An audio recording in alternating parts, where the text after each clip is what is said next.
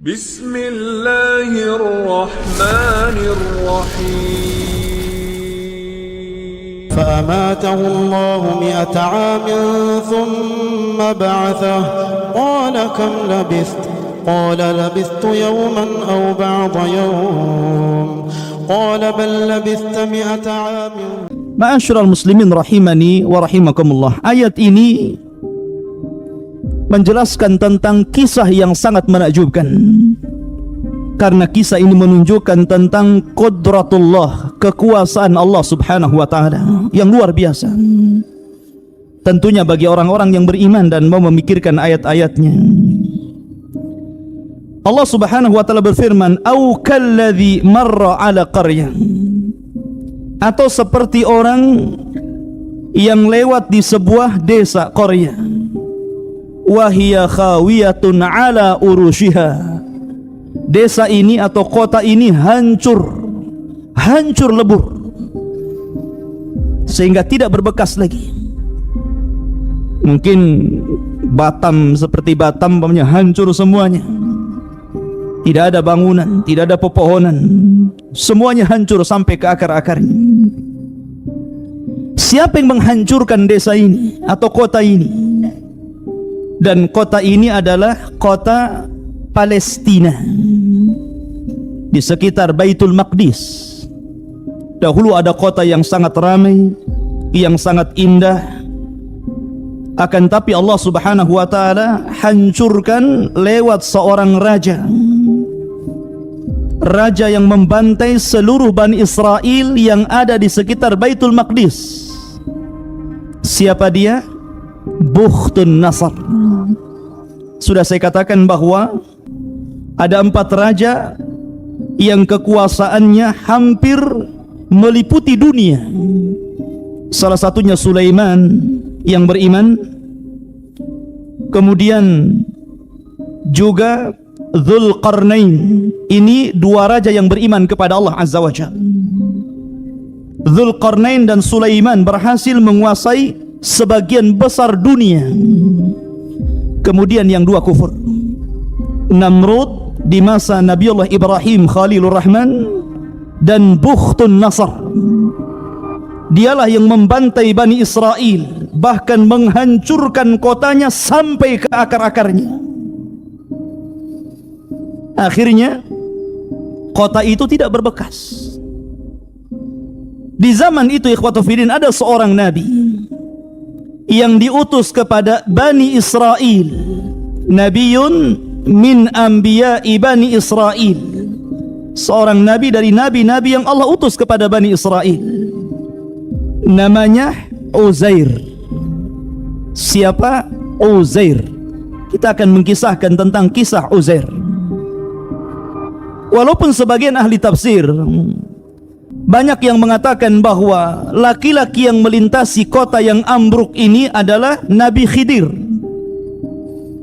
Ada juga yang mengatakan rajulun min Bani Israel. Akan tapi pendapat yang masyhur bahwa yang melintasi kota ini adalah Nabiullah Uzair alaihi salatu wassalam. Karena kalau kita hendak menta'yin sebuah sejarah itu sulit. Bahwa ayat ini terjadi kepada Uzair itu sangat sulit sekali. Karena kita bicara tentang sejarah bukan di zaman Rasul atau setelahnya, tapi kita bicara sejarah di zaman sebelum Rasul. Makanya para ulama tafsir mereka hanya mengatakan inilah pendapat yang masyhur, pendapat yang rajih, pendapat yang akrab, yang lebih dekat, sehingga mereka memilih bahwa kejadian ini di masa Nabiullah Uzair alaihi salatu wassalam. Ma'asyiral muslimin rahimani wa rahimakumullah. Uzair ini dia keluar dari rumahnya, faraqibal himar, dia pun menunggang keledainya. Kemudian dia berjalan dan melewati kota yang hancur lebur ini. Akhirnya kemudian karena panas sangat terik, fi waqti dhahirah, di waktu zuhur, dia berusaha untuk mencari perlindungan dari teriknya matahari. Maka dia melihat sebuah pohon atau mungkin bebatuan yang bisa menaungi dia, Dan dia pun kemudian duduk di situ tafakkur, merenung. Dan itulah orang saleh, ikhwan. Orang saleh itu kalau melihat pemandangan yang indah, melihat langit yang indah dengan berbagai macam bintang dan bulan, melihat lautan yang sangat indah, maka mereka akan memuji Allah, tafakkur, menjadikan itu salah satu tanda-tanda kebesaran Allah. Karena mengenal Allah hanya dengan dua cara: melihat tanda-tanda kaun alam dan juga membaca ayat-ayat syar'i berupa kitab-kitab yang diturunkan Allah kepada kita. Lah Uzair ini termenung melihat kota yang dahulunya hijau, dahulunya ramai, dahulunya penuh dengan bangunan, tiba-tiba dihancurkan Bukhtun Nasr sampai ke akar-akarnya. Mungkin kalau kita melihat sekarang, mungkin seperti di Suriah, Anda bisa melihat kerusakan kota yang luar biasa. Dihancurkan, dibom, diborbardir, hancur lebur. Sehingga Uzair termenung melihat kota yang hancur sampai ke akar-akarnya ini. Sehingga kemudian dia mengatakan, bagaimana Allah Subhanahu wa ta'ala bisa mengembalikan kota itu? Bagaimana mungkin Allah Subhanahu wa ta'ala mampu mengembalikan kota ini? Tentu kalimat ini bukan karena syak, keraguan Uzair. Mustahil, dia seorang nabi, meragukan Allah Subhanahu wa ta'ala mampu membangkitkan kota yang mati. Tapi ini beliau ingin tafakkur, bagaimana mungkin kota ini bisa bangkit lagi. Dan itu bisa terjadi kepada kita. Seperti antum melihat kota peperangan sampai hancur gitu kan. Mungkin antum berpikir, kapan nih kota ini kembali seperti semula? Seperti itulah kalimat Uzair. Maka akhirnya Allah Subhanahu wa ta'ala ingin membuktikan bahwa dia ala kulli syai'in qadir, atas segala sesuatu Allah maha mampu. Tidak ada yang mustahil bagi Allah Subhanahu wa ta'ala. Maka Allah Subhanahu wa ta'ala katakan, qala anna yuhyi hadhihi Allahu ba'da mautiha. Uzair mengatakan, anna yuhyi hadhihi Allah, bagaimana mungkin Allah Subhanahu wa ta'ala bisa membangkitkan dari kematiannya, dari kehancurannya? Maka Allah Subhanahu wa ta'ala kemudian mengirim malaikat maut. Ada sebagian di masyarakat yang mengatakan nama malaikat maut itu dengan sebutan Israel. Ini tidak benar, ikhwan. Karena hadis Rasul ataupun Al-Quran tidak menyebutkan nama tentang siapa nama malakul maut, malaikat yang mencabut ruh atau kematian. Al-Quran hanya mengatakan malakul maut, malaikat kematian. Begitu juga hadis mengatakan malakul maut, tidak dikatakan Israel. Israel ini istilah Bani Israel yang tidak jelas juntrungannya. Maka kita katakan sebagaimana Al-Quran mengatakan, qul yatawaffakum malakul mautil lati wukkila bikum. Allah hanya mengatakan apa? Malakul maut di sini. Maka malakul maut datang ketika itu Uzair, ikhwatu fiddin, sebelum dicabut ruhnya oleh malaikat maut ini, dia membawa bekal dari rumahnya. Dia membakal tin. Tin itu buah yang ma'ruf di Arab. Kemudian inab. Inab itu anggur yang biasa diperas untuk asir, untuk jus gitu kan. Kemudian membawa beberapa bejana. Maka Uzair pun sebelum dicabut ruhnya, dia sempat memakan buah tin dan memeras inab tadi, kemudian meminumnya, kemudian beristirahat dari teriknya matahari sambil termenung. Disitulah malakul maut datang, faqabidha ruhuhu, maka ruhnya siapa? Uzair ini dicabut oleh malaikat maut, ditidurkan oleh malaikat maut. Makanya Allah katakan fa'amatahu Allahu, maka Allah wafatkan dia, Allah tidurkan dia. Berapa lama?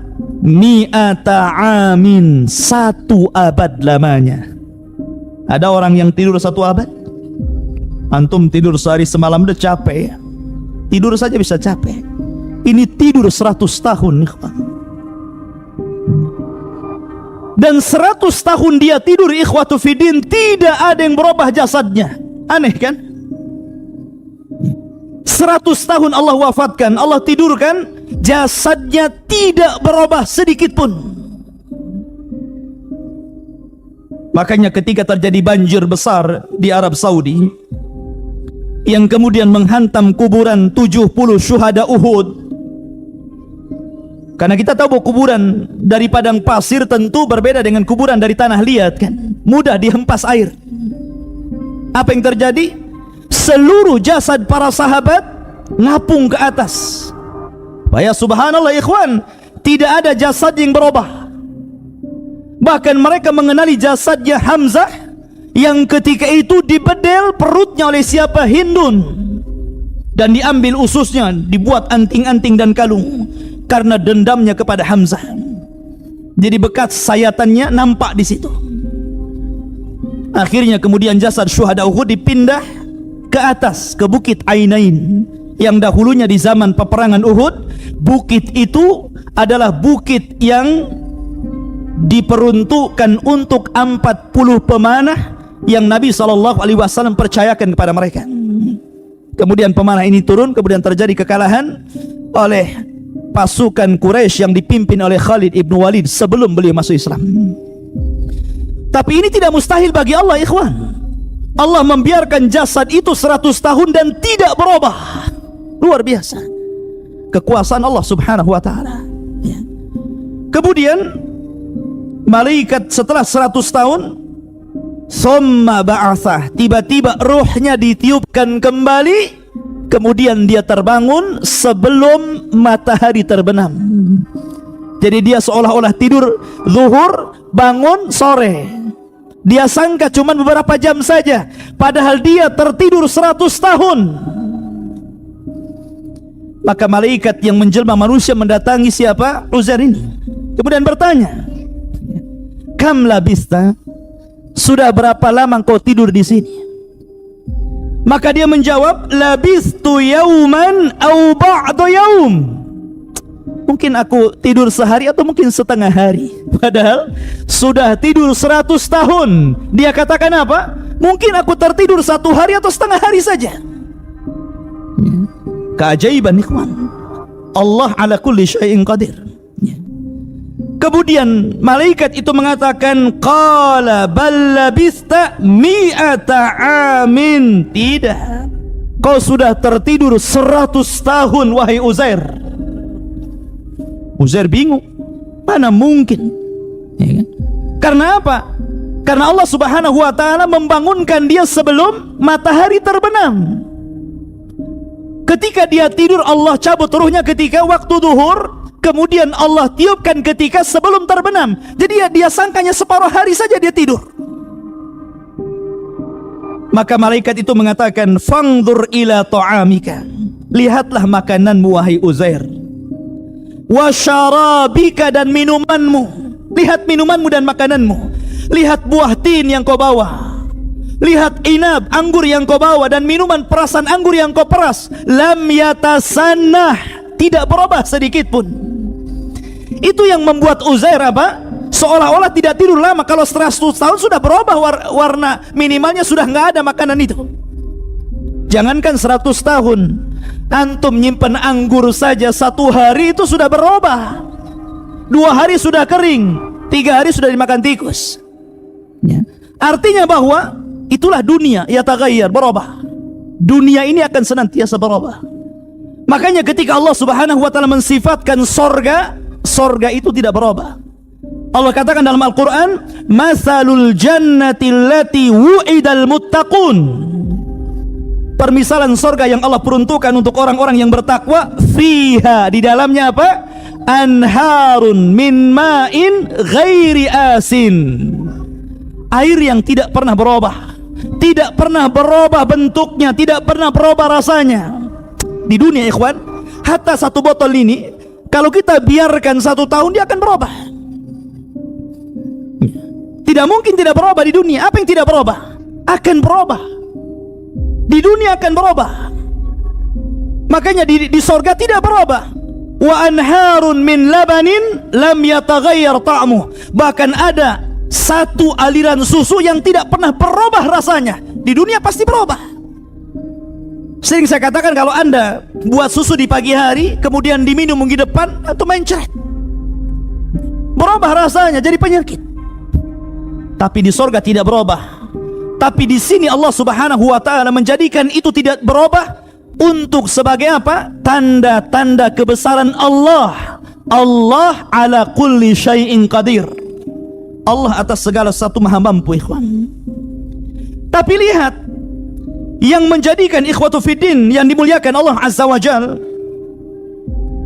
bahwa Uzair baru dia paham bahwa dia tertidur 100 tahun, kalimat setelahnya malaikat ini mengatakan, wangdur ila himarika, lihat di mana keledaimu sekarang.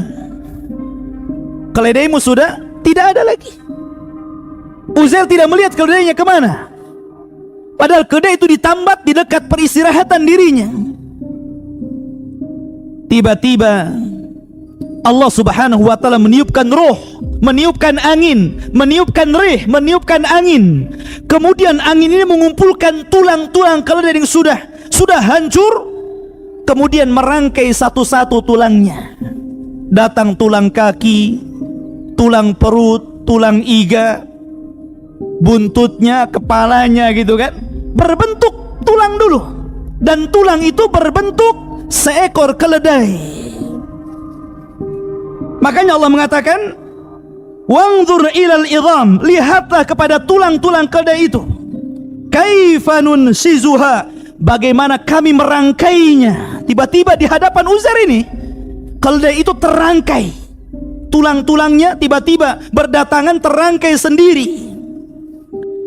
Kemudian summa naqsuha lahma, tiba-tiba dagingnya bermunculan. Kemudian daging itu melekat di tulang-tulang tadi. Kemudian menjadilah seekor keledai Uzair. Dan ketika keledai itu ditiupkan ruh, maka keledai itu langsung menghadap langit, kemudian berteriak dan menyangka seolah-olah kiamat telah datang. Maka dari sini ikhwatu fiddin yang dimuliakan Allah Azza wa Jal, Allah katakan, falamma tabayyana lahu, ketika sudah jelas bagaimana kuasa Allah, Allah mampu menghidupkan yang mati menjadi hidup. Maksudnya apa?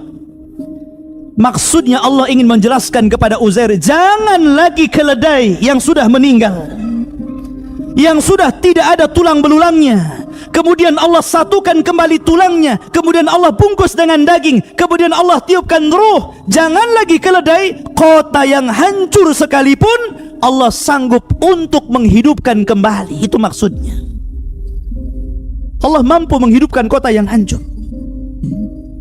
Kenapa? Qala a'lamu, sekarang baru aku tahu, kata Uzair, annallaha ala kulli syai'in qadir, bahwa Allah atas segala sesuatu maha mampu. Sesuatu yang kita anggap mustahil, tapi mungkin bagi Allah Subhanahu wa ta'ala. Akhirnya Uzair pun dia pulang ingin melihat rumahnya. Diambil keledainya, kemudian naik keledai. Kemudian sudah berubah kondisinya. Orang-orangnya sudah berubah karena sudah 100 tahun. Kalau antum ditidurkan 100 tahun, kemudian antum dibangunkan, mungkin kawan-kawan antum sudah nggak ada. Mungkin sudah beralih generasi kan gitu. Begitu juga Uzair melihat mana kawan-kawannya sudah tidak ada. Generasinya sudah berbeda, kondisinya sudah berbeda, kotanya sudah hidup kembali, penuh dengan pepohonan, rindang, hijau, pertanian dan begitu seterusnya. Tapi Uzair masih mengetahui alamat rumahnya. Berangkatlah dia ke rumah. Kemudian ikhwatu fiddin yang dimuliakan Allah Subhanahu wa ta'ala, sesampainya di rumah Uzair melihat ada nenek-nenek yang sedang menyapu rumahnya. Kemudian Uzair alaihi salatu wassalam bertanya kepada orang tua ini. Nenek tua renta ini mengatakan, yang sudah buta, sedang memegang sapu. Dan Uzair mengatakan, aina baitu Uzair, di mana rumahnya Uzair? Kemudian wanita tua ini mengatakan, "Walima tas'al ya rajul?" Kenapa kau bertanya tentang rumahnya Uzair? Bukankah Uzair sudah tidak ada lagi? Uzair ikhtafa mundu mi'ati sanah wala yadri ahadun aina dhahab. Uzair sudah nggak ada. Dia sudah hilang 100 tahun, entah kemana dia perginya. Orang-orang menyangka dia sudah mati. Kenapa kau tanya tentang rumahnya Uzair? Inilah rumahnya Uzair. Maka Uzair mengatakan, "Ana Uzairun," sayalah Uzair. Maka wanita itu heran, ikhwan. Gak mungkin ini Uzair. Uzair udah gak ada. Uzair sudah hilang 100 tahun. Kamu ngaku-ngaku Uzair ya? Akhirnya ikhwatu fiddin yang dimuliakan Allah Azza wa Jalla, "Ana Uzair," saya Uzair. Maka wanita itu mengatakan, tidak, Uzair adalah rajulun saleh, laki-laki yang sangat saleh, yang kami kenal kesalehannya. Rupanya nenek ini adalah jariyahnya, pembantunya, budaknya. Jadi ketika Uzair keluar dari rumahnya, usianya ketika itu 40 tahun. Sementara jariyahnya, pembantunya itu 20 tahun. Sehingga jariyahnya usianya sudah 120 tahun. Dan Uzair usianya sudah 140 tahun. Sudah tua. Allah berikan usia yang panjang kepada budaknya ini. Akhirnya ikhwatu fiddin yang dimuliakan Allah Azza wa Jalla, dia mengatakan, setahu saya Uzair itu orang saleh. Dia adalah nabi. Dia sanggup menyembuhkan penyakit buta.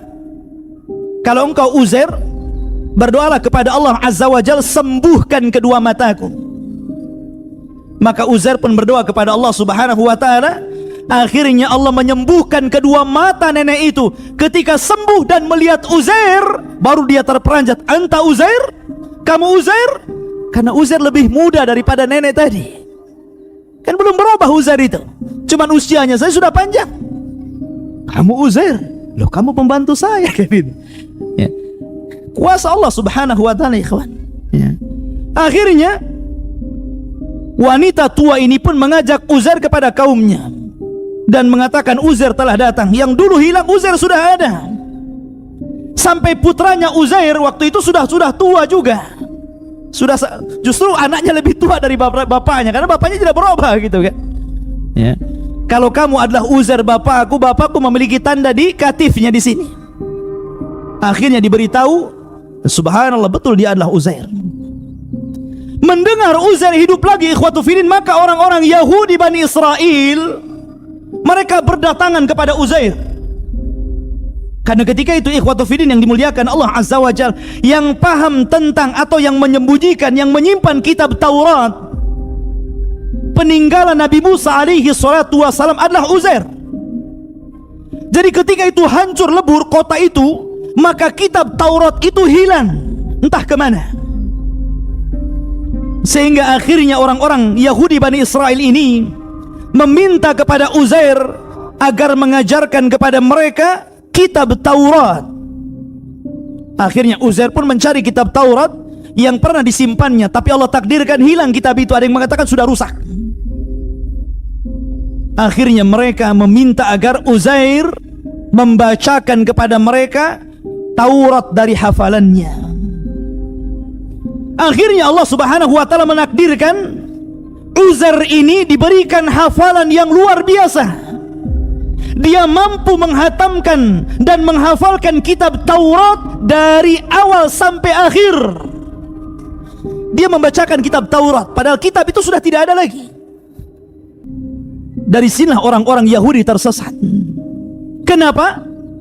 Mereka menganggap Uzair itu ibnullah, anak Allah. Wa qalatil yahudu Uzair ibnullah, wa qalatin nasara al-masih ibnullah, dzalika qauluhum bi afwahihim. Ketika orang-orang Yahudi mengatakan Uzair anak Allah, ketika mengatakan Nasrani Isa anak Allah, kenapa? Karena mereka menganggap bahwa Uzair berbeda dengan Musa. Nabi Musa sendiri ikhwatu fiddin yang Taurat turun kepadanya, beliau kalau menyampaikan Taurat masih membawa catatannya. Tapi Uzair tidak membawa catatan sedikit pun. Betul-betul dia menyampaikan Taurat itu dari hafalannya, seolah-olah orang Yahudi menyangka bahwa Uzair itu anak Allah. Karena apa? Mampu berbicara dengan kitab Taurat. Tersesatlah orang-orang Yahudi di sini dan mengatakan Uzair anak Allah, naudzubillah. Sebagaimana tersesat orang-orang Nasrani mengatakan Isa ibnullah, anak Allah. Ma'asyiral muslimin rahimani wa rahimakumullah.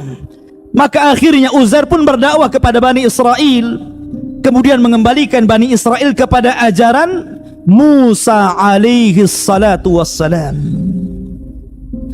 Kemudian ikhwatu fillah yang dimuliakan Allah Azza wa Jal, kalau kita melihat kisah ini dan kisah setelahnya, antum perhatikan Al-Quran.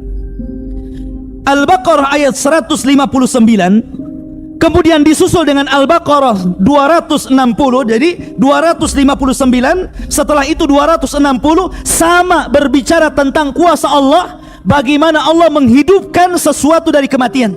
Cuman berbeda ceritanya. Kalau 259 itu bercerita tentang Uzair, tapi kalau 260 berbicara tentang Ibrahim. Ketika Ibrahim alaihi salatu wasallam mengatakan, wa idh qala Ibrahimu rabbi arini kaifa tuhyil mauta. Ketika Ibrahim berkata, ya Rabb, perlihatkan kepada aku bagaimana engkau menghidupkan kematian. Qala, maka Ibrahim mengatakan, awalam tu'min, kamu kurang beriman kepadaku wahai Ibrahim?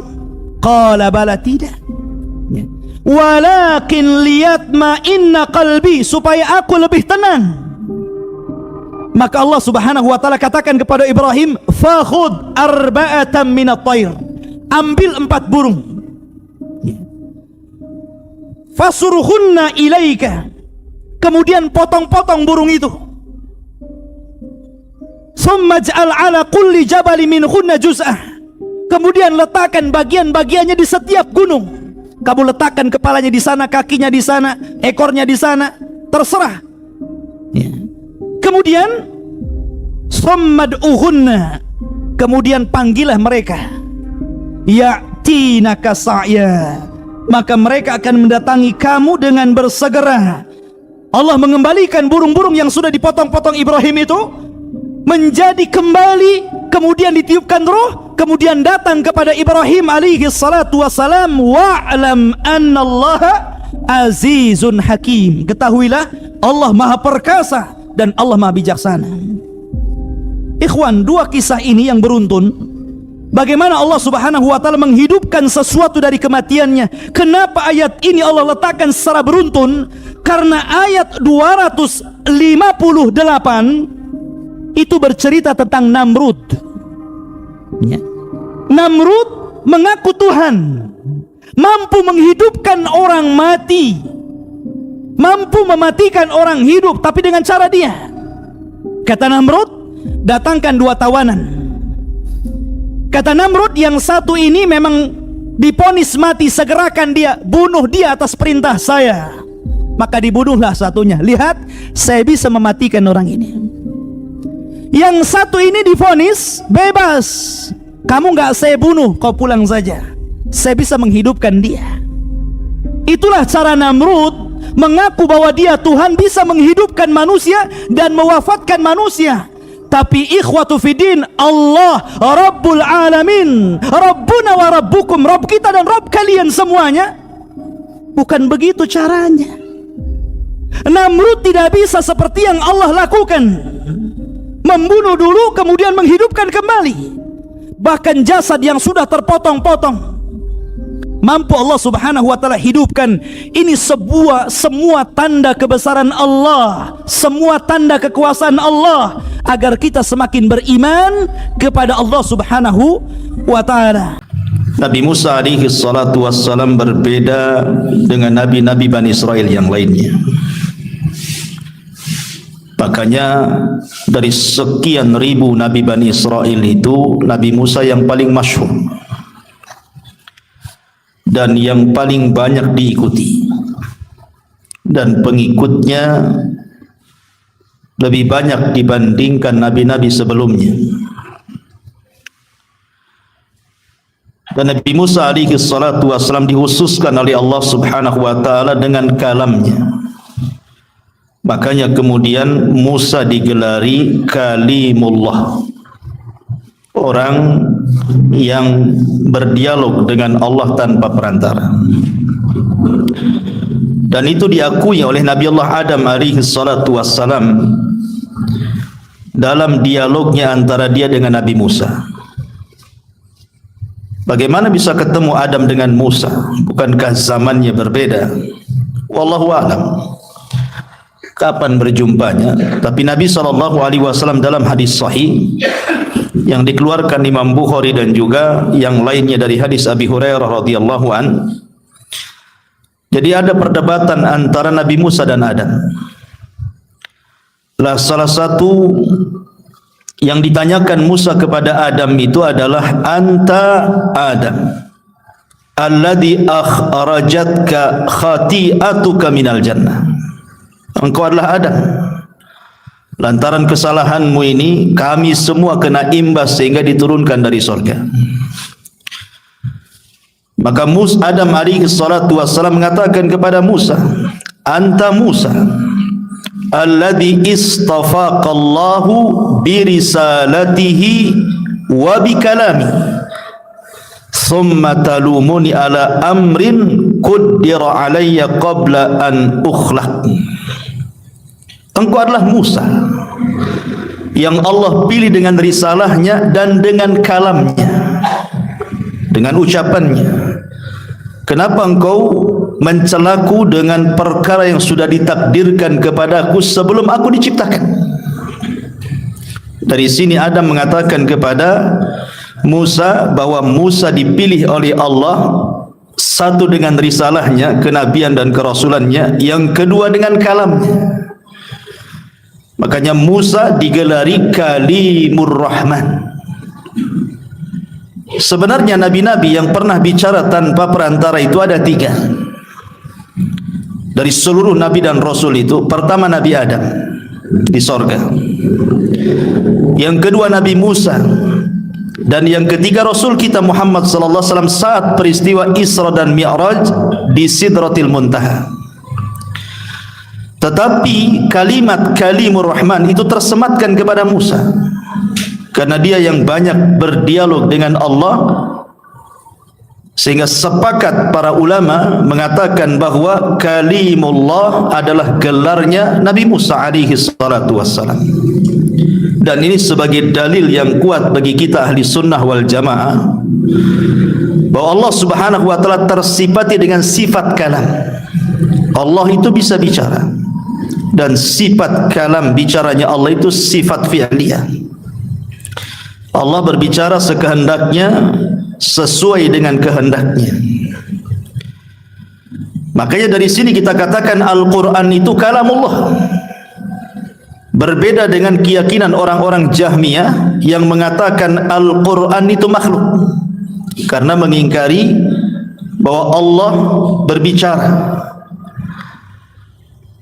Dan ayat-ayat yang bicara tentang sifat kalam dalam Al-Quran seperti wa kallamallahu Musa taklima, Allah berbicara dengan Musa. Mereka merubah subjek jadi objek. Quran mengatakan wa kallamallahu, mereka baca wa kallamallaha, dhammah jadi fathah, supaya objek jadi subjek jadi objek, jadi pelaku jadi sasaran. Jadi kalau diartikan asalnya wa kallamallahu, Allah bicara dengan Musa, mereka ganti wa kallamallaha Musa, Musanya yang jadi subjek, Musa bicara dengan Allah, begitu. Makanya kenapa kelompok Jahmiyah ini yang diasas oleh seorang yang bernama Jahm ibn Safwan, yang mengambil ilmu daripada Jad ibn Dirham, kemudian Jad ibn Dirham mengambil ilmu dari Aban ibn Sam'an, Aban ibn Sam'an mengambil ilmu dari Talut ukhtu Labid ibn Asam, dan Labid ibn Asam ma'ruf penyihir Nabi Yahudi. Makanya kemudian di zaman Khalifah Umayyah, Jahm ibn Safwan ditangkap oleh seorang namanya Salam ibn Ahwaz al-Mazini kemudian disembelih. Karena ketika itu dia melakukan pemberontakan dengan Al-Haris ibn Shuraih, akhirnya kemudian kalah, ketangkap. Kemudian kata Salam ibn Ahwaz Al-Mazini, seorang kepala polisi di zaman itu, mengatakan, "Ya Jaham, aku membunuhmu bukan karena engkau memberontak," katanya. "Aku membunuhmu karena liingkarika annallaha kallama Musa, karena engkau sudah mengingkari Allah bicara dengan Musa." Dibunuh akhirnya. Adapun gurunya Jadi bin Dirham ditangkap oleh seorang khalifah yang bernama Abdullah Al-Qusairi, namanya Al-Haris, siapa lupa saya, Al-Khalid ibn Abdillah Al-Qusari, seorang khalifah di zaman itu. Saat Idul Adha, kemudian dia berkhutbah dalam khutbah Idul Adha dan mengatakan, "Taqabbalallahu dhahayakum." Semoga Allah menerima kurban-kurban kalian. Silahkan kalian sembelih kambing, sapi, unta kalian, karena saya punya sembelihan sendiri. Dan saya punya sembelihan sendiri, dialah Ja'd bin Dirham, sembelih Jadi bin Dirham di hadapan manusia. Karena dia telah mengingkari bahwa Musa, Allah bicara dengan Musa, dan dia mengingkari Ibrahim itu Khalilur Rahman. Sembelih, ya. Bayangkan di hadapan manusia itu, Jadi bin Dirham. Ma'asyiral muslimin yang dimuliakan Allah Azza wa Jalla. Jadi Nabi Musa diunggulkan di sini, dia Kalimur Rahman, nabi yang suka berdialog dengan Allah Subhanahu wa taala.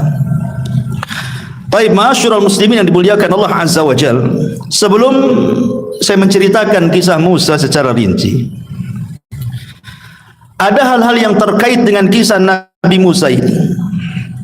Pertama, hubung kait Nabi Musa dengan lautan. Kemudian hubung kait Nabi Musa dengan tongkat.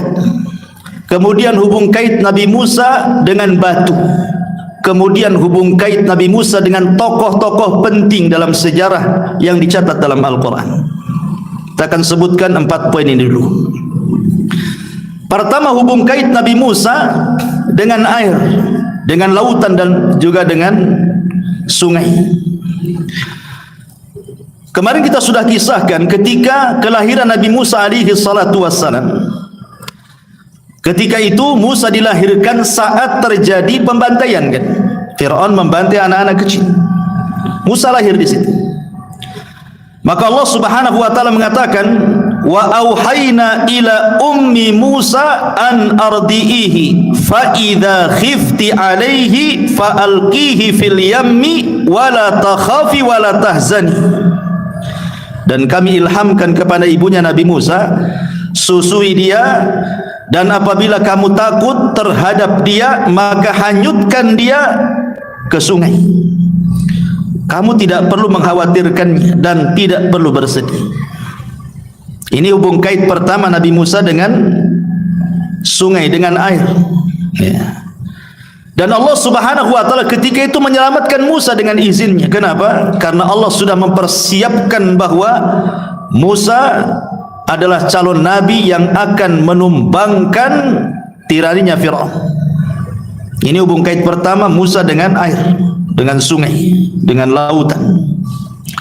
Kemudian hubung kait yang kedua, Allah Subhanahu wa taala mengatakan dalam surah Al-Baqarah, ketika Nabi Musa membawa Bani Israel keluar dari Mesir, kemudian terhalang dengan lautan yang sangat luas. Maka ketika itu Bani Israel ketakutan dan mengatakan, "Innala mudrakun." Musa, lihat, tentara Fir'aun sudah melihat kita. Di belakang ada tentara Fir'aun dan Fir'aun, di depan kita ada lautan. Macam mana ini? Maka Nabi Musa alaihi salatu wassalam menenangkan Bani Israel dan mengatakan, "Inna ma'iya rabbi sayahdin." Ingat, kebersamaan Allah bersama kita itu pasti Allah akan menunjukkan jalan. Jangan khawatir. Kenapa yakinnya Musa akan selamat?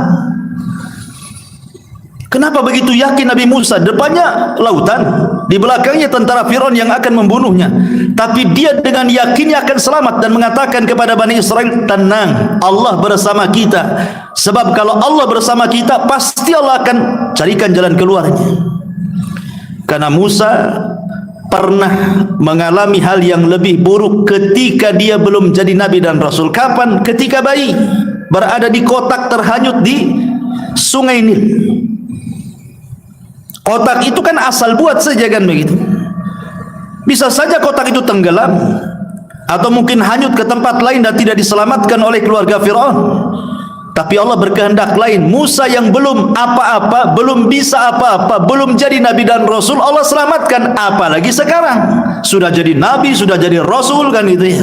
Tidak mungkin Allah tidak menyelamatkan. Makanya dengan yakin Musa mengatakan inna ma'iya rabbi sayahdin. Maka Allah katakan wa idh faraqna bikumul bahra fa anjaynakum wa aghraqna ala fir'auna wa antum tanzurun.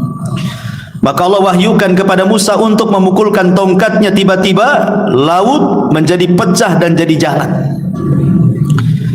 Maka kemudian Musa dengan Bani Israel melewati lautan itu yang sudah jadi jalan, 12 jalan itu, dan sudah menyeberangi jauh. Fir'aun pula menyangka lautan itu tidak mungkin menyatu kembali. Dan itu keyakinan dia. Makanya dia dengan yakinnya dia membawa pasukannya, tetapi Allah yang mentakdirkan semuanya. Rupanya lautan itu setelah Allah selamatkan Musa dan Bani Israel menyatu kembali. Allah katakan fa anjaynakum, kami selamatkan kalian wahai Musa dan Bani Israel, wa aghraqna ala fir'auna wa antum tanzurun. Kami tenggelamkan Fir'aun dan seluruh bala tentaranya dan engkau menyaksikannya. Ini yang kedua, hubung kait Musa dengan air. Yang tadi dengan sungai, ini dengan lautan. Kemudian yang ketiga, hubung kait Nabi Musa dengan sungai atau lautan. Ketika Nabi Musa alaihi salatu wassalam sebutkan dalam hadis Sa'id Ibn Zubair radhiyallahu an, aku berkata kepada Ibnu Abbas radhiyallahu anhuma tentang kisah Nabi Musa alaihi salatu wassalam yang berkhutbah. Maka Ibnu Abbas menceritakan bahwa suatu ketika Musa pernah berkhutbah. Setelah berkhutbah adalah orang yang mengatakan, wahai Musa, adakah orang yang lebih alim dibandingkan dirimu? Kata Musa, tidak ada. Musa lupa mengucapkan insyaallah.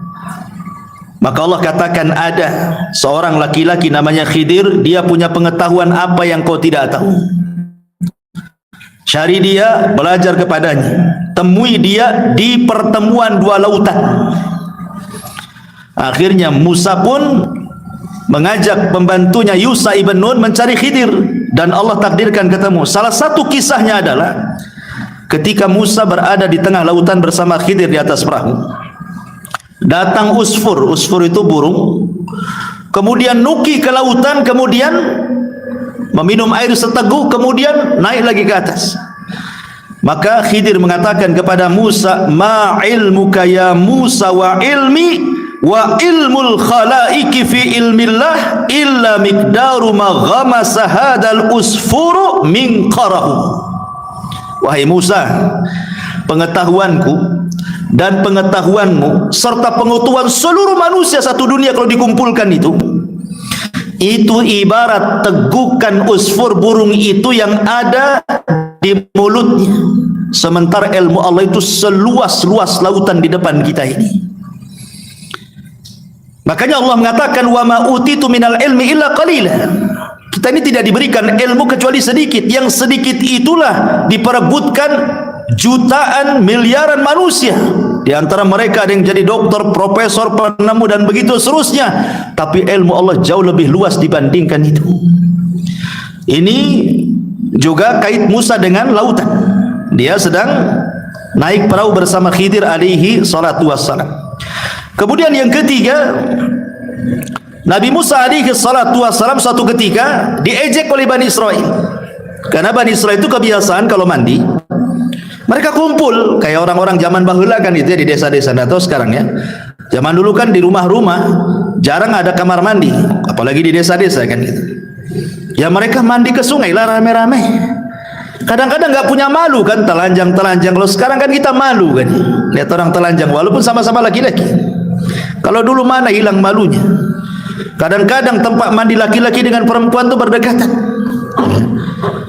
Lah sehingga Nabi Musa itu memiliki rasa malu yang luar biasa, tidak mau kalau mandi kumpul-kumpul bersama Bani Israel itu. Akhirnya Musa itu kalau mandi sendiri. Disitulah Bani Israel mengejek Nabi Musa, jangan-jangan Musa punya penyakit yang tidak ada di kami katanya. Tersebarlah isu itu. Akhirnya Allah Subhanahu wa taala ingin menyingkap bahwa tidak sebagaimana dituduhkan kepada Nabi Musa oleh Bani Israel. Ketika Nabi Musa ini sedang tidur, sebagaimana riwayat Abi Hurairah radhiyallahu an, tiba-tiba Nabi Musa mandi, kemudian meletakkan bajunya di atas batu. Batunya pula berjalan.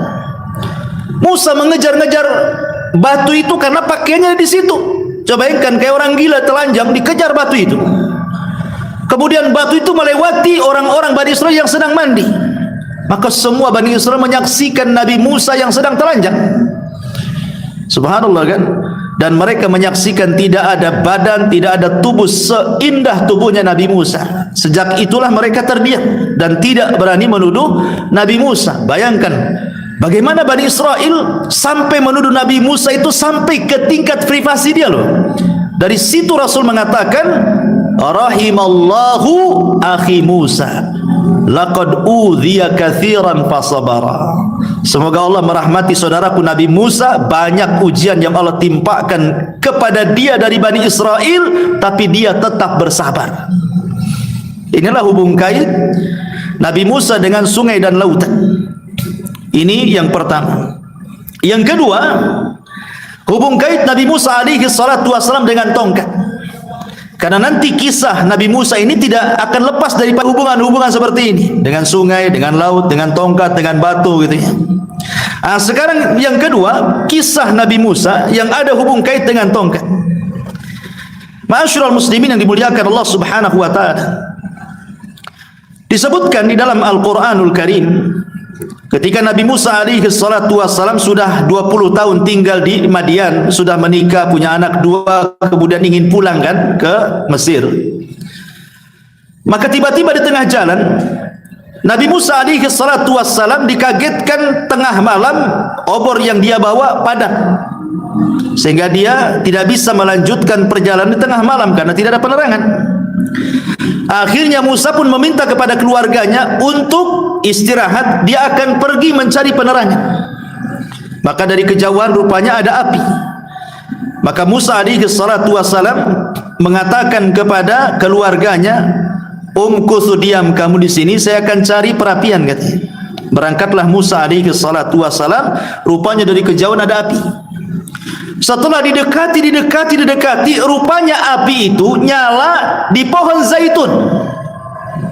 Pohon zaitun, anehnya tidak terbakar pula pohon itu. Makin didekati, makin besar apinya. Makin dekati, makin besar apinya. Ketika sudah dekat, maka Musa alaihi salatu wassalam dikagetkan, rupanya ada suara di situ.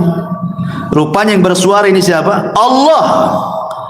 Disitulah pertama dialog Nabi Musa alaihi salatu wassalam dengan Allah Subhanahu wa taala. Singkat cerita, setelah Allah berdialog dengan Nabi Musa, Musa itu kan bawa tongkat. Kemudian Allah Subhanahu wa taala mengatakan, "Wa ma tilka biyaminika ya Musa?" Apa itu yang di tangan kananmu wahai Musa? Maka Musa mengatakan, hiya asaya atawakka'u 'alaiha wa ahushu biha 'ala ghanami wa liya fiha ma'aribu ukhra, kata Musa. Oh, ini tongkat ya Rabb. Biasanya aku gunakan untuk bertelekan pada tongkat ini. Dan aku biasanya menggunakan untuk memukul dedaunan dengannya untuk kambing-kambingku. Dan bagiku tongkat ini ada keperluan macam-macam. Makanya Musa kemana-mana bawa tongkat, untuk membala kambing, untuk cari makan kambing, untuk bertelekan, macam-macam lah. Itu fungsinya tongkat itu. Maka Allah Subhanahu wa taala tiba-tiba mengatakan, alqiha ya Musa, lemparkan tongkat itu. Maka Musa melemparkan tongkat itu, fa'alqaha fa'idha hiya hayyatun tas'a. Ketika dilempar, tiba-tiba jadi ular. Ular besar. Apa enggak heran Musa? Allah hendak memberikan mukjizat kepada Nabi Musa, tiba-tiba jadi ular besar. Makanya Allah mengatakan, falamma ra'aha tahtazzu ka'annaha janun wala mudbirah walam yu'aqibu ya Musa aqbil wala takhaf innaka minal aminin.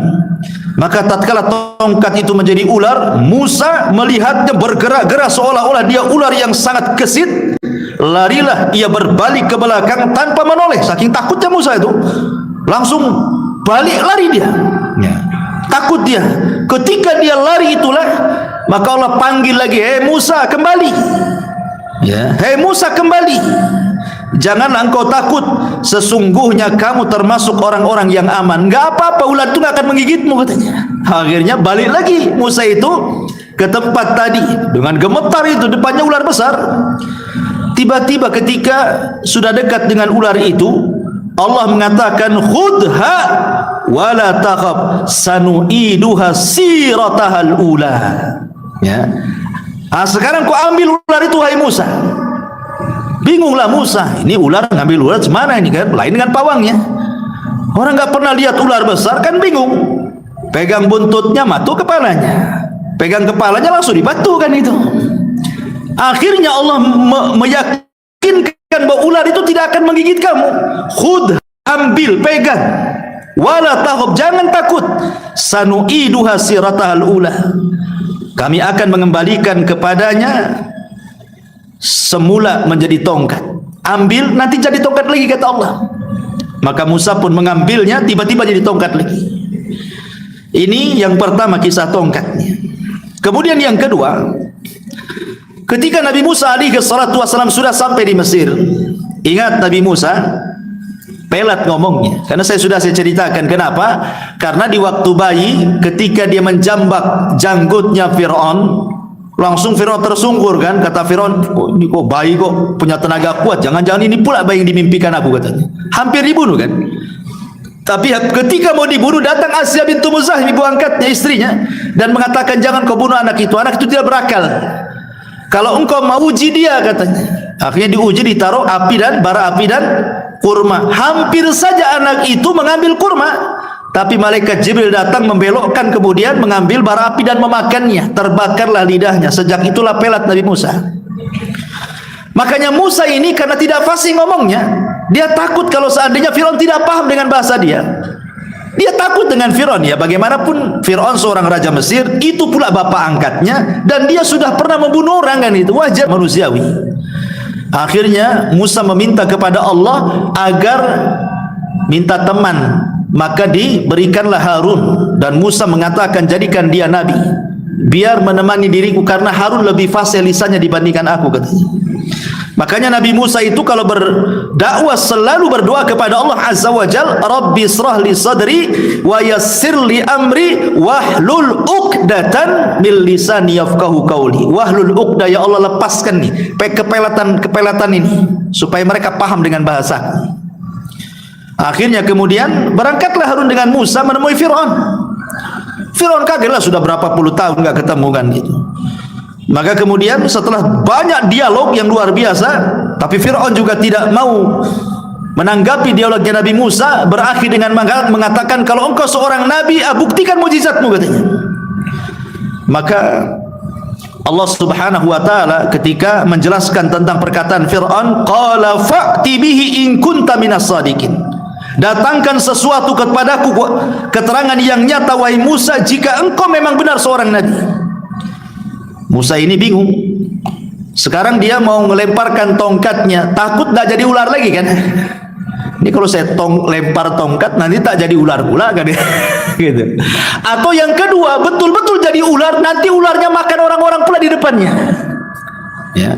Makanya Allah mengatakan fa'alqa asahu fa idza hiya thubanun mubin wa naza'a yadahu fa idza hiya baydha'u lin-nadirin qala lil mala'i haulahu inna hadza la sahirun alim yuridu an yukhrijakum min ardikum bisihrihi famada ta'murun. Maka Musa melemparkan tongkatnya, lalu tiba-tiba tongkat itu menjadi ular yang nyata dilihat manusia, pejabat-pejabat dan juga Fir'aun melihatnya, dan ia menarik tangannya dari jubahnya, tiba-tiba bercahaya pula tangannya. Kemudian Fir'aun mengatakan kepada para pembesarnya, sungguh Musa ini benar-benar pakar sihir yang handal, katanya. Dia hendak mengusir kalian di negeri kalian sendiri dengan sihirnya. Maka karena itu apakah saran kalian tentang Musa ini? Maka orang-orang mengatakan, arjih wa akhahu wab'ats fil madaini hasyirin. Tundalah urusan dia dan saudaranya, dan kami kirimkanlah ke seluruh negeri-negeri orang-orang yang mengumpulkan ahli sihir, kita ajak dia duel, katanya. Sepakat. Akhirnya terjadilah kesepakatan kapan terjadi duel antara tukang-tukang sihir Fir'aun dan Musa. Ini kisah yang kedua, hubungan dengan tongkat. Kisah yang ketiga, kisah ketika betul-betul terjadi duel antara Nabi Musa dan tukang-tukang sihirnya. Kan disepakati bahwa duel itu terjadi Yaumuz Zina. Yaumuz Zina itu maksudnya hari raya kerajaan. Kayak di Indonesia ini ada Agustusan lah gitu ya. Jadi duelnya itu betul-betul di hari raya kerajaan. Jadi orang tidak kerja, biar nonton semua gitu ya. Yang kedua, Nabi Musa meminta bukan hanya perkelahiannya itu di hari perayaan kerajaan, tapi Musa minta di waktu duha, tidak mau di malam hari. Dari sini ada dalil kata para ulama, kenapa Musa minta di waktu duha dan tidak minta di malam hari? Karena sihir itu kekuatan ada di malam hari. Jadi Musa mengambil kelemahannya. Makanya Allah mengatakan min syarri ghasiqin idza waqab. Kita harus berlindung di malam hari, karena kekuatan sihir menguat di malam hari itu. Makanya Musa memilih waktu duha, ya. Akhirnya terjadilah kemudian betul-betul gelanggang besar, ditonton ribuan manusia, disaksikan Fir'aun dan pejabatnya. Terjadilah duel antara Musa dengan tukang sihir. Ketika sudah berkumpul hadap-hadapan, Allah mengatakan, alqiha ya Musa, lemparkan tongkat. Fa'alqaha fa'idha hiya hayyatun tas'a. Ketika Musa melemparkan tongkat itu, maka tiba-tiba menjadi seekor ular yang merayap dengan sangat cepat. Musa tidak terpikir bahwa ular itu akan memakan ular-ular kecil yang dilempar oleh tukang-tukang sihir itu kan. Rupanya ular itu memakan semuanya. Tukang sihir tidak berpikir juga ular itu akan memakan tambang-tambang yang mereka lempar gitu. Karena kalau hanya sihir saja paling ditampakkan ularnya sudah gitu. Ini bukan ular sihir, ini ular beneran kalau makan-makan sana sini. Makanya tukang sihir akhirnya mengatakan ini bukan sihir, ini ular benar, ini mukjizat. Sejak itulah tukang sihir sujud, tobat, beriman kepada syariatnya Musa. Fir'aun marah dan mengatakan amantum qabla an adana lakum. Kalian beriman sebelum aku izinkan, kata Fir'aun. Enak saja kalian, kembali kalian kufur, kalau tidak kubunuh kalian. Akhirnya semua tukang sihir istiqomah, ikhwan, tidak ada yang murtad. Akhirnya dibunuh oleh Fir'aun ini semuanya. Kata Abdullah ibn Abbas radhiyallahu anhuma, lihat tukang-tukang sihir itu, di pagi hari mereka tukang sihir yang jahat, di sore hari menjadi para syuhada yang baik, katanya. Masuk surga, ya, para syuhada. Ini kisah tongkat yang ketiga. Kisah tongkat yang keempat, ketika Nabi Musa berada di Ardutih, di bumi perjanjian, Ardutih, bumi linglung, karena ketika itu mereka tersesat karena diajak perang tak mau. Maka mereka tidak bisa keluar dari bumi linglung itu. Lah disitulah ketika Bani Israel kemudian diazab oleh Allah, tidak bisa keluar dari padang pasir yang sangat panas sekali. Tidak ada tumbuhan, tidak ada makanan, tidak ada air sama sekali kan. Mereka tersesat di situ, tidak bisa keluar. Maka mereka mengatakan, ya Musa, kami haus katanya. Macam mana kami minum? Makanya Allah Subhanahu wa taala katakan, wa idistasqa Musa liqaumihi faqul nadrib bi asaqal hajar. Maka Musa mengambil tongkatnya, kemudian mencari batu yang besar di sekitarnya, kemudian dipukulkan dengan tongkat itu. Apa yang terjadi? Fang fajarat min husnata asyrata aina. Tiba-tiba muncul dari bebatuan itu 12 mata air memancar dari batu itu. Kenapa 12 mata air? Disesuaikan dengan jumlah kabilah Bani Israel, supaya mereka tidak berselisih, masing-masing punya air sendiri gitu. Nah, lihat bagaimana tongkat itu perannya luar biasa kan? Ya, dipentungkan ke batu, keluar ini mukjizat. Ya. Antum mentung-mentung batu 100 kali nggak akan keluar, karena tidak punya mukjizat. Intinya bahwa inilah kisah tongkatnya Nabi Musa alaihi salatu wassalam. Ini poin yang kedua. Poin yang ketiga, hubung kait Musa dengan batu. Tadi saya sudah sebutkan dua perkara. Pertama, kisah Nabi Musa ketika mandi, itu hubung kait dengan batu, batunya lari. Kan itu ya. Yang kedua ini, kisah ini, dia pukulkan tongkat ke batu keluar. Dan yang ketiga, batu-batu yang ada di Bukit Saidah, gunung batu Bukit Saidah. Ketika 70 orang pilihan Nabi Musa tiba-tiba mengatakan di hadapan Nabi Musa, lan nu'mina laka hatta narallaha jahra. Musa, kami tidak akan beriman dengan kamu sampai kau perlihatkan Tuhanmu tuh. Kami tidak cukup membaca Taurat, kami ingin lihat Tuhanmu seperti apa, katanya. Mereka lancang. Maka apa yang terjadi? Fa akhadat humus sa'iqatu. Datang halilintar menerpa yang 70 orang pilihan, mati semuanya. Musa sedih. Ini 70 orang, ini orang pilihan. Kalau mereka mati semua, Nabi Musa harus mencari orang lagi, mengkader orang lagi, kan susah lama gitu ya. Maka Musa mengatakan, ya Rabb, hidupkan kembali mereka ya Rabb. Akhirnya kemudian Allah hidupkan kembali mereka, wa antum tangdurun, dan kalian menyaksikannya. Ya. Lah ketika kemudian mereka itu hampir terjadinya apa? Di Bukit Saina tuh, di depan batu gunung Saina. Lah Nabi Musa alaihi salatu wasallam sebelumnya sebenarnya sudah meminta kepada Allah, sebelum umatnya meminta untuk melihat Allah kan. Musa kan sudah minta juga. Artinya Musa sudah punya pengalaman. Dia mengatakan kepada Allah Subhanahu wa taala, "Anzur ilaika ya Rabb," tampakkan diri. Tetapi Allah mengatakan kepada Musa, "Lan tarani," kau tidak bisa melihat. Tetapi kata Allah, walakin zur ilal jabal. Enggak apa-apa, lihat gunung itu, lihat batu tuh, batu gunung tuh yang ada di Saina. Kalau bukit itu tetap tidak bergerak, kau akan melihatku. Apa yang terjadi? Falamma tajalla rabbuhu lil jabali ja'alahu dakka wa sara Musa sa'iqa. Allah katakan ketika Allah menampakkan kepada gunung-gunungnya hancur. Karena kaget Musa, terlempar pingsan.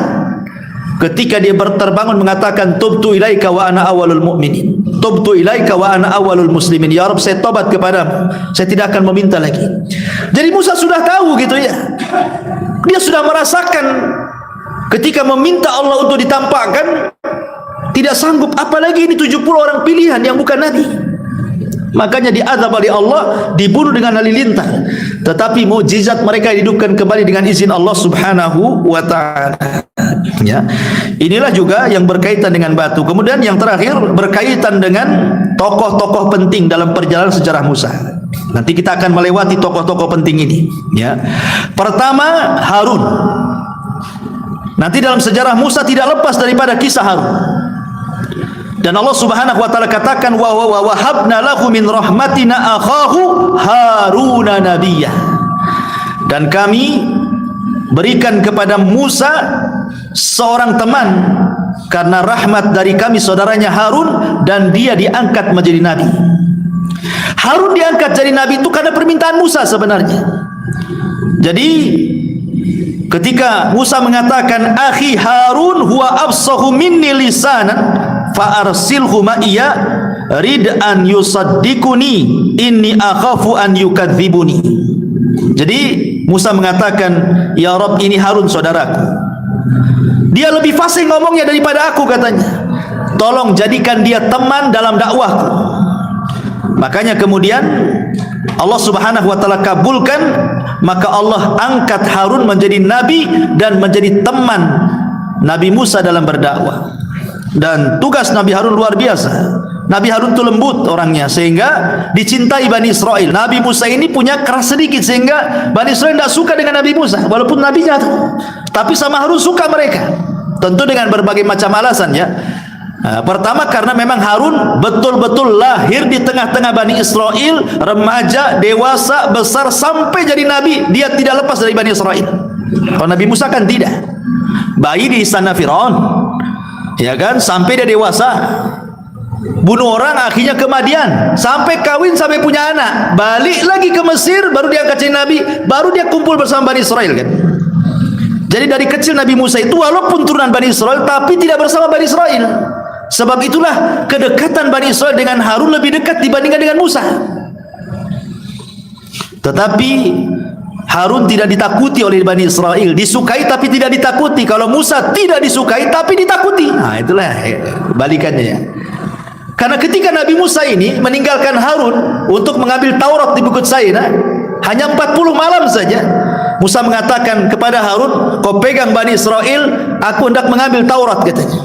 40 malam pulang Nabi Musa, Bani Israel sudah murtad, nyembah anak sapi, patung anak sapi yang dibentuk Samir itu.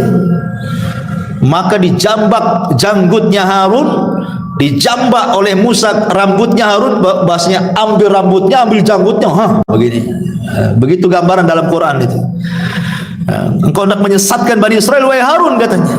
Kata Harun, ya Musa, lepaskan janggutku, lepaskan rambutku. Aku sudah berusaha loh ya, agar mereka jangan murtad, tapi mereka mengancam aku, hendak membunuhku. Bisa apa aku, katanya.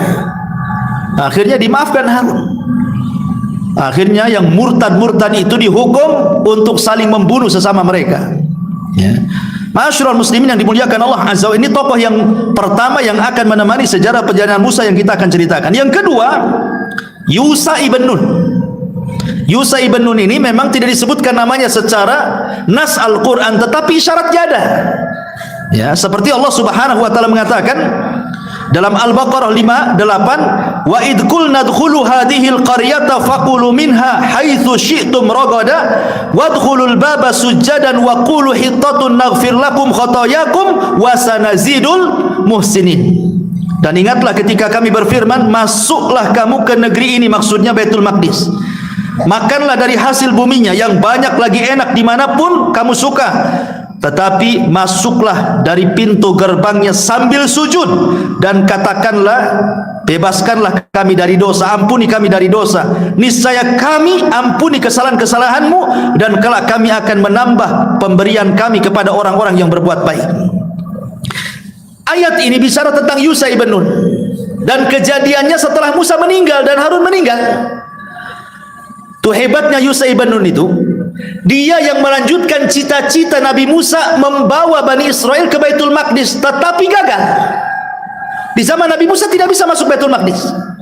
Kenapa? Karena ketika Nabi Musa tinggal melewati satu kota lagi namanya Ariha. Kalau bisa menaklukkan Ariha, mereka bisa masuk Baitul Maqdis kan? Ariha ini dipenuhi oleh orang-orang Kan'aniyun, orang-orang turunan Nabi, turunan kaum Ad, besar-besar orangnya. Sementara Bani Israel kecil-kecil. Bani Israel mengatakan, ya Musa, apakah kami harus melawan orang-orang sebesar-besar itu? Katanya, kami tidak bisa. Sehingga mereka mengeluarkan kalimat yang sangat kotor kepada nabinya dan mengatakan, idhab anta wa rabbuka faqatila inna hahuna qaidin. Kalau engkau mau perang, silahkan perang wahai Musa, perang sendiri, ajak Tuhanmu, perang berdua sana, biar kami nonton di sini, katanya. Kan kurang ajar tuh. Ya. Akhirnya kemudian mereka pun diadab di padang pasir, nggak bisa keluar. 40 tahun mereka nggak bisa keluar dari situ. Bayangkan, akhirnya mereka pun kelaparan, minta makan, ya Musa, minta makan, nggak ada yang kami makan. Musa berdoa, turunlah manna dan salwa. Kemudian mereka mengatakan, Musa, kami perlu pakaian. Akhirnya turun pakaian, mereka punya pakaian. Musa, kami panas, nggak ada pohon untuk bernaung. Maka kemudian Musa berdoa, wa dhallalna alaikumul ghamam wa anzalna alaikumul manna wassalwa. Kami berikan awan menaungi mereka. Coba bayangkan nikmat bagaimana. Kami haus, Musa memukul batunya, keluarlah 12 mata air. 40 tahun di situ, sampai akhirnya Harun meninggal, Musa meninggal di situ. Lalu siapa yang melanjutkan perjuangan? Yusha ibn Nun. Siapa Yusha ibn Nun ini? Dialah yang mengantar Nabi Musa untuk mencari Khidir. Ya. Jadi Musa itu ketika mencari Khidir, siapa temannya? Yusha ibn ini pembantunya nih. Coba, pembantu Nabi jadi Nabi. Ya, makanya antum berkawan dengan ustaz, jadi ustaz nanti. Kalau berkawan tukang bengkel, ya ikut jadi bengkel nanti. Nah, begitulah kawan tuh merubah semuanya gitu ya. Akhirnya kemudian Yusha ibn Nun inilah yang kemudian ketika generasi para pengecut sudah mati, datang generasi para pemberani. Yusha inilah yang kemudian membawa mereka untuk mengalahkan Ariha dan berhasil masuk ke Baitul Maqdis. Masalahnya, Orang-orang Yahudi itu punya satu hari disebut hari sakral, hari Sabtu. Kalau datang hari Sabtu tidak boleh perang. Itu khusus ibadah. Sama dengan Nasrani hari Ahad, Islam hari Jumat kan itu. Itu difokuskan untuk ibadah. Ketika perang mau menang nih, hampir mau menang, itu kan di hari Jumat. Matahari itu sudah mau tenggelam. Berarti kalau hari Jumat matahari tenggelam masuk ke Sabtu, mereka harus berhenti perang. Padahal mau dimenangkan peperangan itu. Dari sinilah kemudian Allah Subhanahu wa taala berikan mukjizat kepada Yusha ibn Nun sebagaimana riwayat yang disebutkan dari Abi Hurairah radhiyallahu an, inna syamsa lam tuhbas ala basharin illa liyusa layaliya sara ila baitil maqdis. Belum pernah terjadi matahari ditahan kecuali oleh Yusha ibn Nun saat berjalan hendak membuka Baitul Maqdis. Jadi ketika hampir tuh matahari tenggelam, ini sedang perang nih. Maka Yusha mengatakan kepada matahari, "Hei matahari, innaki ma'murah wa ana ma'mur," katanya. Engkau diperintah Allah, aku pun diperintah Allah, katanya. Tolong jangan tenggelam sampai perang dimenangkan. Tiba-tiba matahari terdiam. Nggak tenggelam-tenggelam.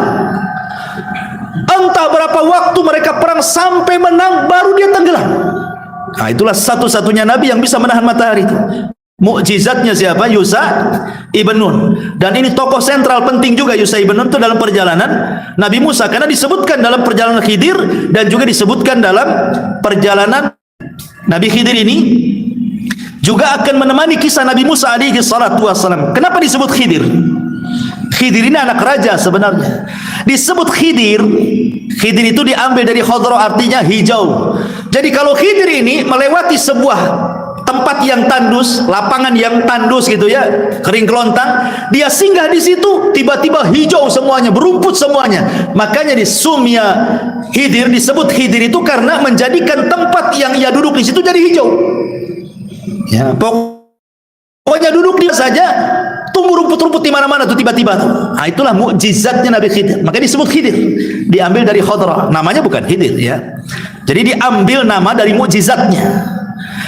Lah Nabi Khidir ini kenapa disebutkan di sela-sela Nabi Musa? Karena ada kisah seperti ini. Tadi saya sudah singgung hadis Bukhari dan yang lainnya. Ketika Musa berceramah di tengah-tengah Bani Israel, setelah berceramah adalah seorang Bani Israel bertanya, Musa, wahai Nabi Allah, ada melebihi kamu? Kata Musa, tidak ada. Kata-kata Musa ini benar sebenarnya. Karena di zaman itu tidak ada orang yang lebih alim dibandingkan Musa. Sampai pun dengan Khidir, Khidir tidak lebih alim daripada Musa. Khidir ini diperselisihkan apakah dia nabi atau bukan. Ada yang mengatakan dia ya seperti Luqman, seperti Dzulqarnain, ya bukan nabi. Ada juga yang mengatakan dia nabi. Artinya kenabiannya ini diperselisihkan. Tapi Musa kan nabi, rasul, ulul azmi, kalimullah, macam-macam disematkan kepada Musa kan. Secara kemuliaan mulia, jauh Musa lebih mulia dibanding Khidir kan. Tapi Musa ini manusiawi. Ketika ditanya adakah orang yang lebih alim, dia katakan enggak ada. Tidak ada orang yang lebih alim daripada aku, katanya. Maka Allah mengatakan, karena lupa membaca insyaallah, ini penting mengucapkan insyaallah ya. Fa'atabahullah, Allah pun menghukum Musa dan mengatakan ada seseorang yang punya ilmu yang kau tidak punya. Akhirnya Musa pun berjanji untuk belajar kepada orang itu, maksudnya Khidir. Diajaklah Yusha ibn Nun, alamatnya pertemuan dua lautan Majma' al-Bahraini. Karena Musa mengatakan, di mana aku harus berjumpa dengan Khidir? Kata Allah, temui di pertemuan dua lautan, katanya. Kan susah nyari alamat gitu. Kecuali jelas desanya, camatnya, gangnya, RT-nya, RW-nya, lurahnya kan enak. Ini pertemuan dua lautan di mana kan itu? Kemudian alamat yang kedua, bawalah ikan asin. Nanti ikan itu sebagai tandanya akan hidup nantinya. Ikan mati itu akan hidup, akan loncat. Dan ikan ini ketika loncat, dia akan menunjukkan di mana alamat Khidir. Kau ikut di belakang ikan itu. Nah, itu aja itu cara nyarinya. Berangkatlah Musa dengan Khidir, entah berapa lama. Tapi Allah takdirkan ketemu kan. Makanya disebutkan dalam sebuah hadis Nabi SAW ketika Musa sudah lama gitu ya berjalan dengan Yusha ibn Nun, akhirnya Allah takdirkan ketemulah seseorang laki-laki yang sedang berselimut kain. Tiba-tiba Nabi Musa alaihi salatu wassalam mengucapkan salam, assalamu alaik. Kata Nabi Khidir, wa alaikum salam. Khidir mengatakan, siapa kamu? Di negeri ini nggak ada orang yang ngomong salam kayak kamu tuh. Maka Musa mengatakan, ana Musa. Kata Khidir, Musanya Bani Israel? Ya, saya Musa Bani Israel. Kata. Maka Khidir mengatakan, saya Khidir. Dari situlah kemudian Khidir dan Musa saling belajar. Belajar macam-macam, ilmunya aneh gitu kan, bolongi kapal, bunuh anak gitu ya, rumah roboh nggak tahu penghuninya siapa dibenerin, pokoknya aneh-aneh pelajarannya. Ya makanya kalau antum ikut syariatnya Khidir bahaya, nanti bunuh anak orang. Gitu. Tapi intinya bahwa tidak mungkin kan, makanya di sini sebenarnya mengatakan Khidir itu nabi, sebab kalau tidak nabi, kok dia berani bunuh orang? Berarti kan wahyu yang nyuruh dia bunuh anak-anak itu. Ketika ditakwilkan, kenapa aku bunuh anak, kata Khidir, karena anak ini nanti kalau besar jadi jahat, dia akan durhaka kepada orang tuanya. Sebelum dia durhaka kepada orang tuanya, aku bunuh dulu. Siapa yang ngasih tahu perkara-perkara seperti kalau bukan Allah kan? Kan tidak tahu, ini perkara gaib kan? Kita kan tidak tahu, banyak kok anak-anak di kecilnya nakalnya, naudzubillah, besarnya pula paling berbuat baik sama orang tua. Ada juga kecilnya masya Allah nurut sama orang tua, besarnya pula kayak setan kan itu. Banyak kan? Lah ini Khidir ngomong begitu kan karena wahyu. Ya, makanya para ulama mengatakan Khidir itu nabi. Tetapi masalah jadi polemik adalah tentang Khidir ini apakah masih hidup sampai sekarang ataukah sudah mati. Ini menjadi polemik para ulama. Sebagian para ulama seperti yang disebutkan oleh Al-Qurtubi dalam tafsirnya, pendapat Imam Nawawi, Ibnu Salah, Al-Iraqi dan yang lainnya mengatakan Khidir itu masih hidup sampai sekarang. Tapi masalahnya yang menguatkan Khidir masih hidup sampai sekarang akhirnya membuat khurafat-khurafat tentang Khidir kan. Ada yang mengatakan aku ketemu orang tua lah di lautan, jangan-jangan itu Khidir katanya. Aku melihat ada orang nongkrong di batu katanya di sungai, jangan-jangan pula itu Khidir katanya. Macam-macam akhirnya kan. Ya. Tetapi pendapat jamaahirul ulama, kebanyakan para ulama di antaranya Imam Bukhari, Abu Bakar Ibnul Arabi, Imam Ibnul Jauzi, Asy-Syinkiti dan yang lainnya, ya, banyak kalangan sahabat dan tabi'in mengatakan bahwa Khidir itu sudah mati, dan ini yang benar. Karena Allah Subhanahu wa taala mengatakan di dalam Al-Qur'anul Karim tentang Nabi Khidir itu, wa ma ja'alna li basyari min qablikal khulda afa im mitta fahumul khalidun. Kami tidak menjadikan hidup abadi bagi seorang manusia pun sebelum engkau wahai Muhammad. Termasuk Khidir kan sebelum Muhammad. Pasti mati. Ya, maka jika kamu mati, mereka juga matilah kan begitu. Sama-sama nabi, Rasul nabi, Khidir juga nabi. Bahkan bukan hanya nabi Rasul itu, Rasul lagi, Sayyidul Anbiya wal Mursalin, meninggal juga. Apa orang-orang sebelum kamu tidak meninggal, akan mereka kekal, tetap mereka mati. Nah, Allah mengatakan dalam surah Al-Anbiya 34. Dan ini pendapat yang kuat wallahu alam bahwa Khidir itu sudah meninggal. Baik. Ini tokoh yang ketiga yang kita akan nanti berjalan dalam kisah Nabi Musa. Kemudian tokoh yang keempat, siapa? Fir'aun. Ini tokoh yang keempat adalah Fir'aun. Sebagian ulama mengatakan bahwa siapa Fir'aun ini? Karena Fir'aun itu kan lakob, sama dengan Kisra bagi raja Persia, Kaisar bagi raja Romawi, Najasyi bagi raja Ethiopia, Tuba bagi raja Yaman, Alexandra dan begitu seterusnya. Itu kan istilah-istilah raja kan. Kayak di Jawa itu kan macam-macam, ada Mangkubuwono, itu kan istilah-istilah saja, namanya bukan Mangkubuwono kan begitu. Ya, tapi kan itu istilah raja. Ya. Lah ada yang mengatakan bahwa Fir'aun di zaman Nabi Musa itu disebut Ramsis Ats-Tsani. Dia adalah Ramsis Ats-Tsani, Ramsis kedua. Ada Ramsis pertama, itu hidup di zaman Nabi Yusuf. Orangnya baik Fir'aun di zaman Nabi Yusuf tuh. Yang tidak bagus tuh Fir'aun di zaman Nabi Musa. Ada yang mengatakan dia Malikus Tsalis min mulukil ailati tasyata asyar. Jadi Fir'aun itu adalah raja ketiga. Fir'aun itu dari silsilah Fir'aun, dari 19 Fir'aun. Dari 19 Fir'aun itu dia raja ketiga, Ramsis Tsani itu. Ya.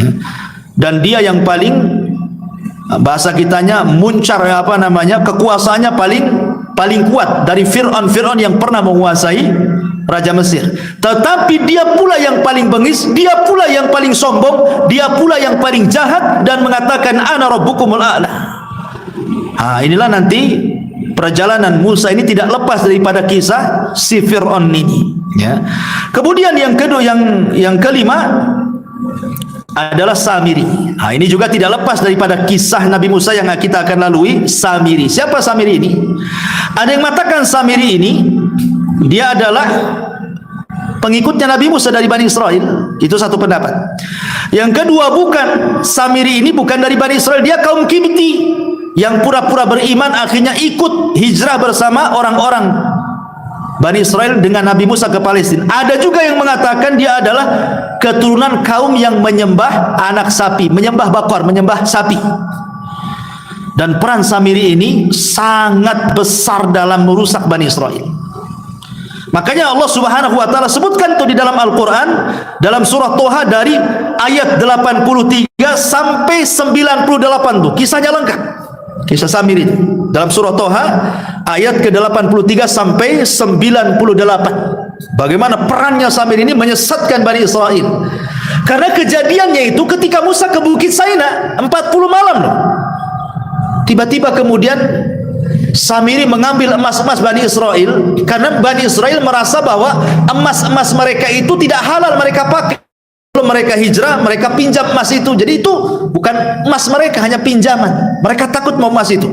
Maka Samiri mengatakan kalau gitu buang saja emas itu katanya. Dibuanglah emas-emas itu, cincinnya, gelangnya dibuang. Rupanya tanpa sepengetahuan Bani Israel diambil sama Samiri itu. Kemudian dicetak jadi patung anak sapi. Setelah dicetak jadi patung anak sapi, Samiri ini punya tanah sakti. Ya. Dari mana tanah ini disebutkan di dalam surah Toha itu? Jadi ketika Nabi Musa menyeberangi lautan yang sudah kembali dan menenggelamkan Fir'aun itu, Samiri melihat ada orang berkuda warna putih, berjubah putih di samping Nabi Musa, seolah-olah dia ngasih instruksi Nabi Musa. Samiri yakin itu bukan manusia, itu malaikat. Makanya diperhatikan kudanya, setiap menginjak tanah hidup kayak Nabi Khidir tadi. Ya, setiap Khidir singgah di sebuah tempat hijau. Itu juga sama, kaki kuda itu setiap dia menginjak di padang pasir tumbuh tuh rerumputan di situ setiap pijakannya itu. Makanya oleh Samiri diambil tuh bekas-bekas pijakannya itu, tanahnya itu. Lah ketika kemudian Samiri membentuk itu patung anak sapi itu, kan dia punya tanah itu bekas pijakannya kaki kudanya Jibril itu. Akhirnya dimasukkan ke mulutnya. Allah takdirkan hidup tuh patung anak sapi itu. Tapi tidak hidup seutuhnya. Al-Quran yang mengatakan lahu khuar, mengeluarkan suara. Tiba-tiba Bani Israel kaget, kok patung bisa mengeluarkan suara, kok bisa hidup gitu ya. Maka kemudian Samiri mengatakan, lihat Musa ngapain jauh-jauh cari Tuhan ke Bukit Saina katanya. Tuhannya ada di sini katanya. Sembah katanya. Sejak itulah 70.000 Bani Israel murtad menyembah patung anak sapi buatan Samiri. Kenapa yang dibuat itu patung anak sapi? Makanya nanti ketika Nabi Musa sudah berada di Ardutih gitu ya, di negeri linglung tadi, itu ada kisah namanya Baqarah Bani Israil. Ketika ada orang kaya terbunuh, kemudian dicari siapa pembunuhnya, datang kepada Nabi Musa, kemudian Musa berdoa kepada Allah, kemudian kata Musa, sembelihlah seekor sapi betina. Makanya surah Al-Baqarah disebut Al-Baqarah karena ada kisah Baqarah Bani Israil ini. Ya. Kenapa yang disuruh sapi? Kenapa enggak kambing? Kenapa enggak unta? Kenapa enggak yang gajah gitu ya? Kenapa disuruh sapi? Karena Nabi Musa ingin melepaskan keterikatan sesembahan Bani Israel kepada sapi saat mereka di Mesir dengan cara sembelih sapi betina supaya terhina Tuhannya, gitu maksudnya. Melepaskan Tuhan-Tuhan yang ada di hati-hati mereka, keterkaitan mereka dengan sapi itu. Tapi rupanya kisah orang nyembah sapi itu bukan di zaman Bani Israel saja. Sampai sekarang masih ada orang nyembah sapi kan? Di India sana kan? Masih ada orang yang kemudian mengagungkan sapi. Kalau di negeri kita di Jawa Tengah, kerbau, ya kan? Kiai Selamat tuh siapa? Ya, Pak Kiai Selamat tuh, sekira orang, rupanya kerbau, ya kan? Diambil di alat berkahnya kan? Tapi di India dia, sapi itu luar biasa diagungkan tuh. Kalau masuk ke pasar gitu ya, ada orang jual kangkung dimakan, biarin katanya. Tuhan makan kangkung. Gimana ceritanya? Ya. Sampai sekarang ada orang-orang yang nyembah sapi itu. Karena memang dari dulu itu sejak zaman Nabi Bani Israel itu sudah ada para penyembah patung anak sapi kan. Rupanya sampai sekarang tuh masih ada orang-orang yang menyembah patung anak sapi. Sampai saya membaca buku itu, di India itu 1000 lebih agama. Bayangkan, agama terbanyak di dunia itu di India. Sampai tumbuh 1000 lebih agama. Coba bayangkan kalau sudah 1000 lebih agama, berarti 1000 lebih Tuhan tuh. Karena masing-masing agama punya Tuhan kan. Makanya di India aneh-aneh sembahannya. Ada yang nyembah sapi, ada yang nyembah ular sendok, ada yang nyembah macam-macam di sana itu. Sampai saya baca, maaf nih agak jorok sedikit, sampai ada yang nyembah patung kemaluan perempuan. Saya baca itu, alasannya apa? Karena dari situ katanya para nabi lahir, dari situ orang-orang soleh lahir, dari situ macam-macam lahir. Lah kita katakan Fir'aun juga dari situ lahir, Namrud juga dari situ, Abu Lahab juga dari situ. Tahu tanya di mana coba? Ya. Masyarul muslimin yang dimuliakan Allah Azza wa Jalla. Jadi terlampau itulah kadang-kadang orang musyrik ini, kalau kita pikir-pikir secara akal itu tidak masuk di akal. Ya. Sampai dikatakan oleh seorang sahabat yang dulunya bekas mantan jahiliyah kemudian masuk Islam, ya, kami dulu menyembah batu. Kalau dapat batu yang bagus nih, batu yang ini dibuang, nyembah batu yang baru. Nanti datang lagi batu yang baru lagi, ini batu yang lama dibuang, batu yang baru disembah. Asih begitu saja. Tuhan itu diambil dicampah, itu diambil dicampah. Ini gimana ceritanya agama kayak gini? Itulah jahilnya orang-orang jahiliyah, sampai disebut jahiliyah gitu ya. Mereka disebut jahiliyah. Tapi intinya bahwa Samiri ini menyesatkan Bani Israel sampai Musa datang marah, akhirnya diusirlah Samiri. Kenapa Samiri tidak dibunuh coba? Diusir. Tapi Nabi Musa mengatakan, engkau tidak bisa didekati manusia dan engkau tidak bisa mendekat manusia. Kau akan hidup sendiri sana. Pergi. Dari sinilah karena tidak disebut kematian di dalam Al-Quran, ada yang memprediksi jangan-jangan Samiri ini bersembunyi dan akan muncul di akhir zaman sebagai Dajjal. Tapi pendapat ini lemah. Dajjal bukan Samiri, Samiri bukan Dajjal, Samiri sendiri, Dajjal jalan sendiri lah. Dan mungkin sudah mati, tidak mungkin juga dia hidup sampai sekarang. Ya. Intinya bahwa ini tokoh-tokoh yang akan menemani kisah Nabi Musa, termasuk juga Bani Israel. Dalam Al-Quran itu ada istilah-istilah yang disebutkan. Pertama Bani Israel, yang kedua Yahudi, yang ketiga ahli kitab. Ya. Pertama Bani Israel, tentu yang dimaksud Bani Israel adalah keturunan Nabi Yakub, dan itulah yang akan menemani Nabi Musa selama perjalanan dari Mesir sampai Nabi Musa meninggal. Makanya di Quran sering mengatakan ya Bani Israel, ya Bani Israel. Kalau disebutkan ya Bani Israel dalam Al-Quran, artinya mengingatkan orang-orang Yahudi Madinah di zaman Rasul tentang kenikmatan yang Allah berikan kepada nenek moyang mereka dulu, ya Bani Israel. Tapi kalau disebut Yahudi dalam Al-Quran itu celaan. Ya, kalau Allah menyebut kalimat Yahudi dalam Quran, berarti Allah hendak mencela Yahudi. Tapi kalau Allah istilahkan ahli kitab, berarti di sini ada dua agama yang terkandung. Pertama Yahudi, yang kedua Nasrani, dan biasanya digunakan dalam konteks perdebatan dalam Quran. Ya, kalau disebut ahli kitab itu. Lah inilah yang akan menemani kisah sepanjang perjalanan Nabi Musa, mulai dari Mesir sampai meninggal di Arduteh.